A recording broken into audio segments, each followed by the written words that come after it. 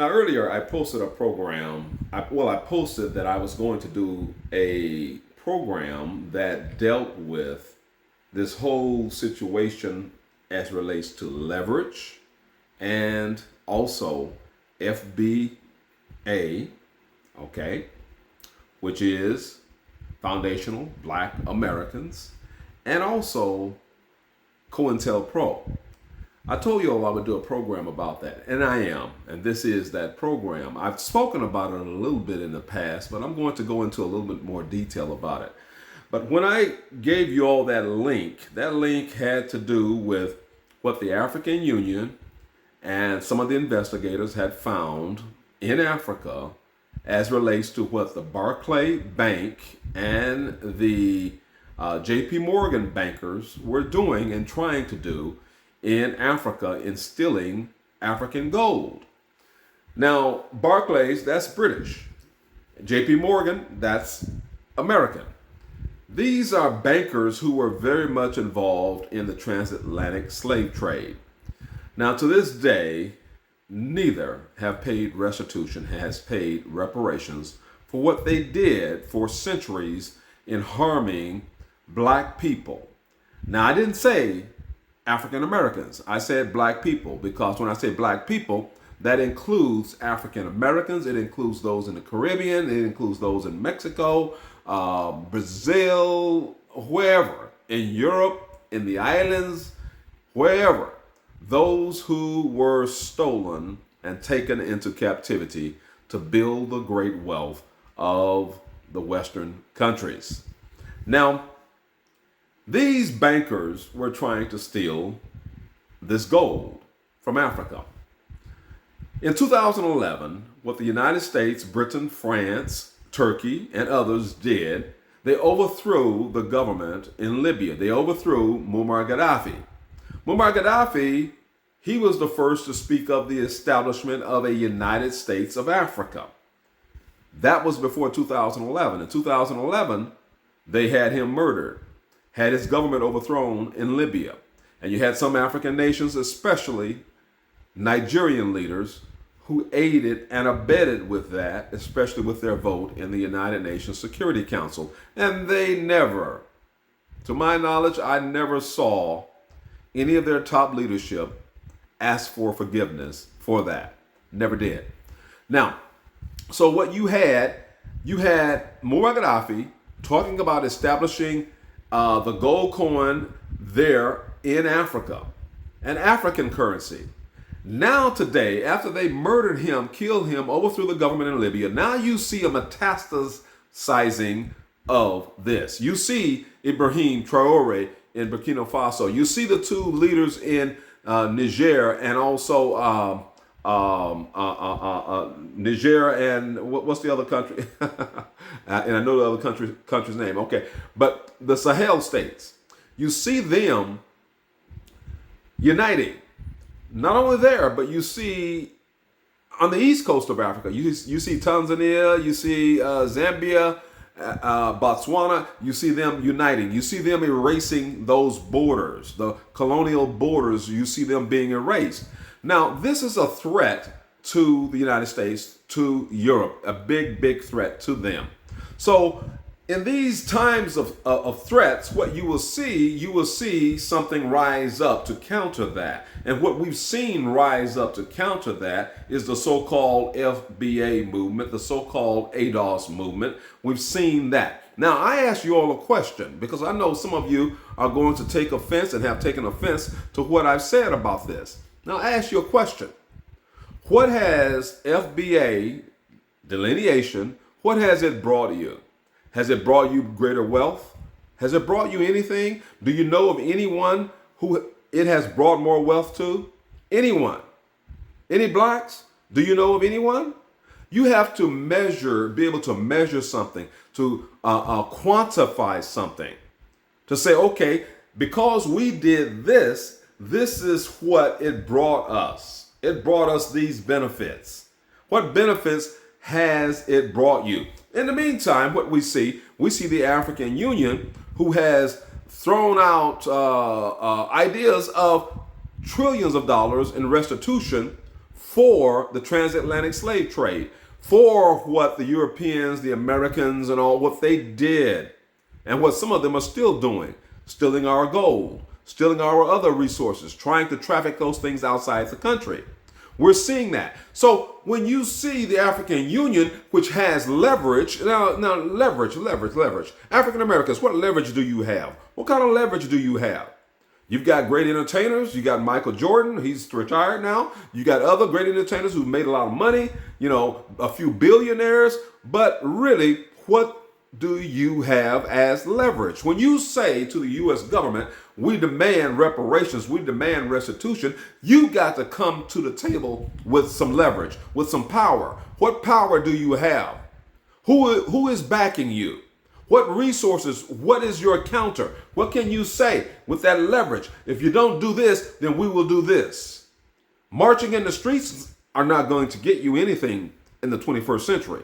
That's not going to get you anything. Boycotting, that's not going to get you anything, because your people collectively are not organized enough to actually boycott anything with effect.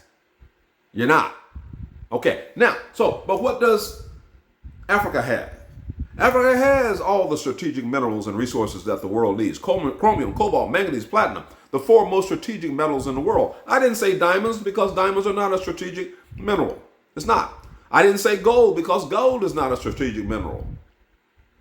I mentioned the four most strategic metals and minerals in the world: chromium, cobalt, manganese, and platinum.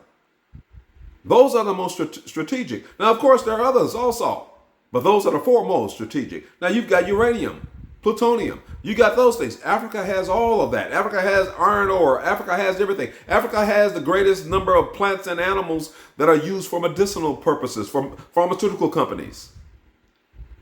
Yeah, two biggest industries in the world: pharmaceuticals, banking finance, and what's that third one?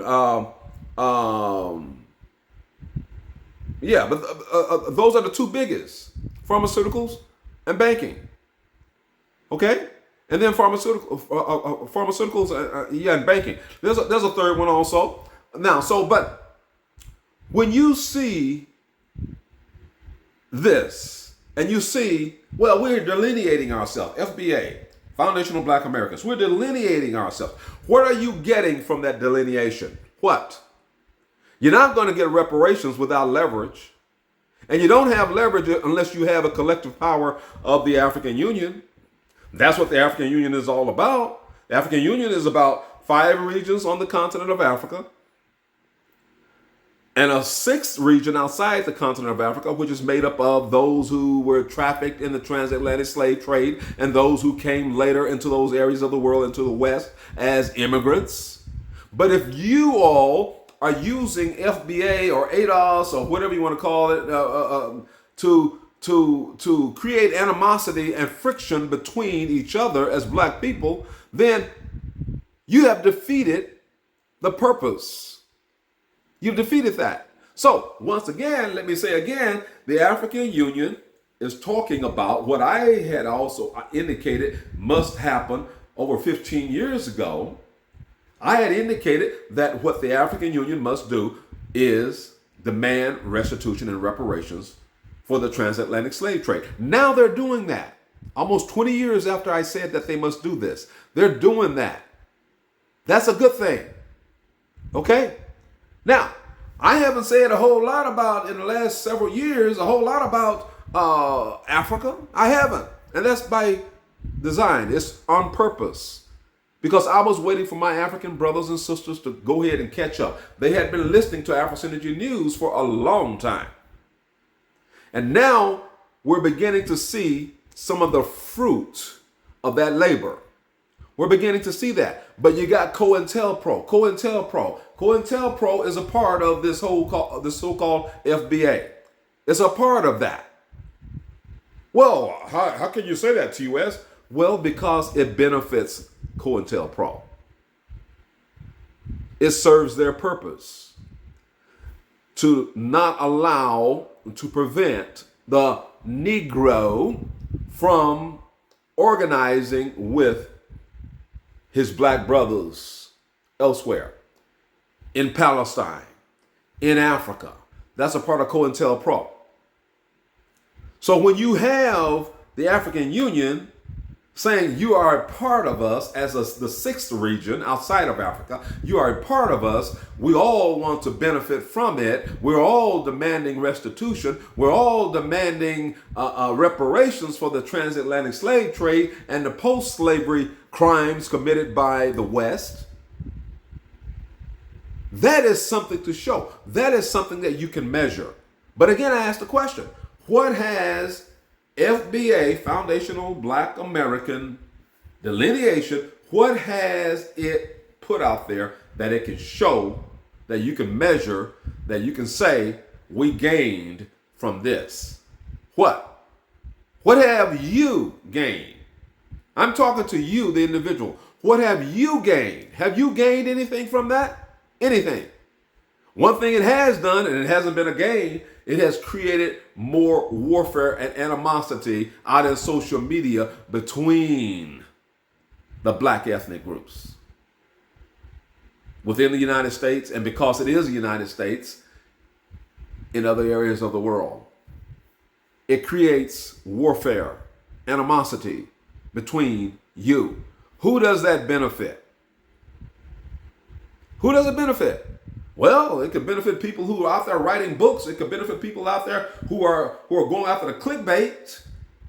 It can benefit them. But overall, collectively, is it benefiting you or is it hurting you? Your main goal, one of your main goals is to get restitution, is to get reparations. Is it furthering that goal? No.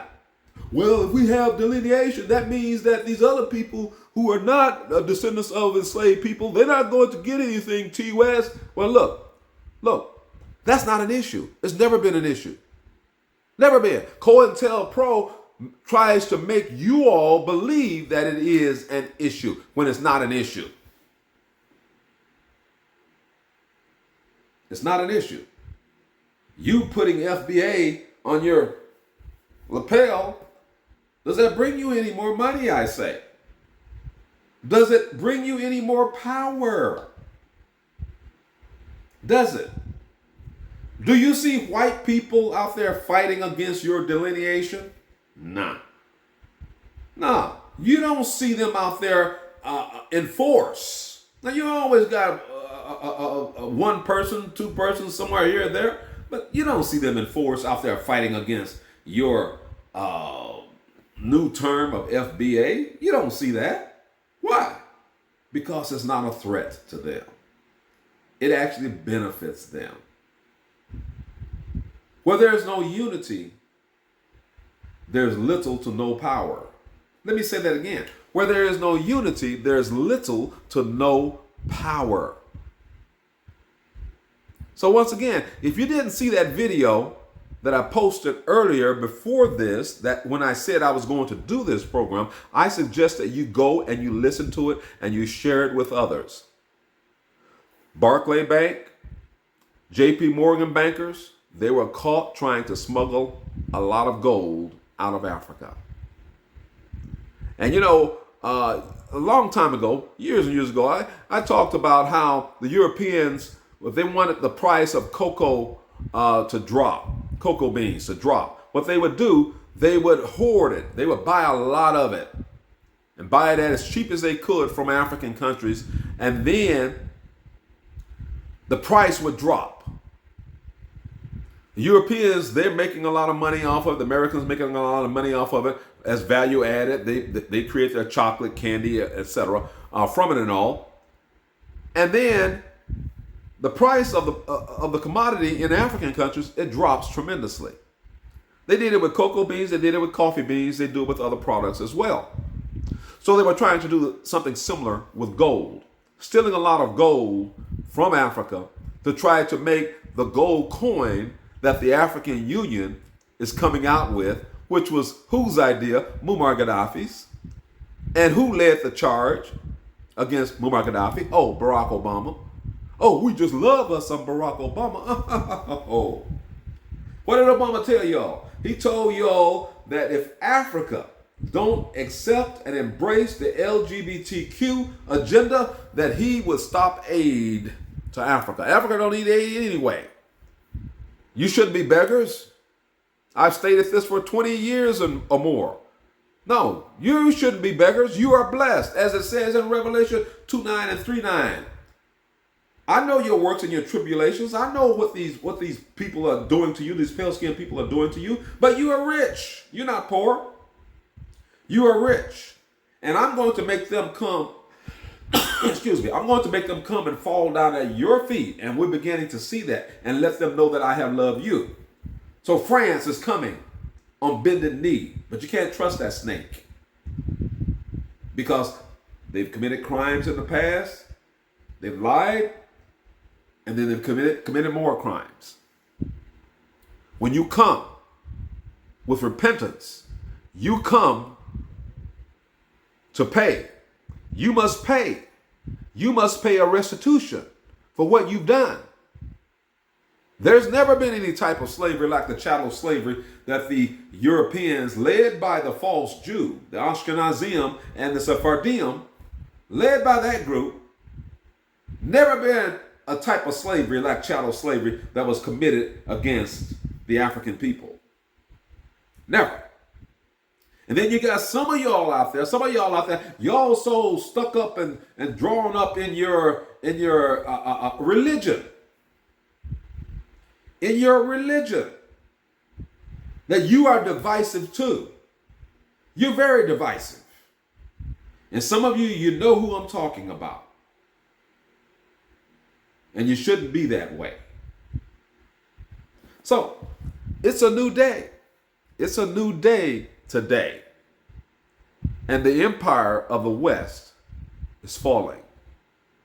It's falling, and it's falling quickly.